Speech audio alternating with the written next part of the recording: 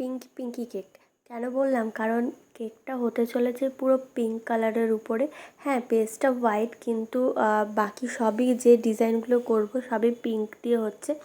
আর উপরে ফার্স্টে দেখলেন যে আমি চামচের দিয়ে ডিজাইনটা করেছিলাম, কিন্তু আমার না অতটা ভালো লাগছিলো না। তার জন্য আবার ব্রাশের সাহায্যে উপরে ডিজাইনটা করে নিয়েছি। আর পাশে এই যে ডিজাইনটা দেখছেন না, এটা আমি প্রথম করলাম, যেটা একটু ক্রিমকে ব্রাশ দিয়ে লাগিয়ে সেটা দিয়ে, মানে এটা কেকটা না সেট হওয়ার পরেই করতে হবে, কারণ তার আগে করলে ওই সাদা ক্রিমটার সঙ্গে এই ক্রিমটা লেগে যাওয়ার সম্ভাবনা থাকে। তাই একদম সেট করে ফ্রিজে তারপরে এই কাজটা করবেন। তো তারপরে এই ধারে ধারে একটুখানি মোদক নজলের সাহায্যে করে নিয়েছিলাম। আর ডিজাইনটা আমাকে কাস্টমার পাঠিয়ে দিয়েছিল তার পছন্দ মতো। তো উপরে কিছু সুগার বল দিয়ে আমি কেকটাকে শেষ করেছি। তো আপনারা বলবেন যে কেকটা আপনাদের কাছে কেমন লেগেছে। ভালো লাগলে অবশ্যই লাইক, কমেন্ট, শেয়ার, সাবস্ক্রাইব করে দেবেন।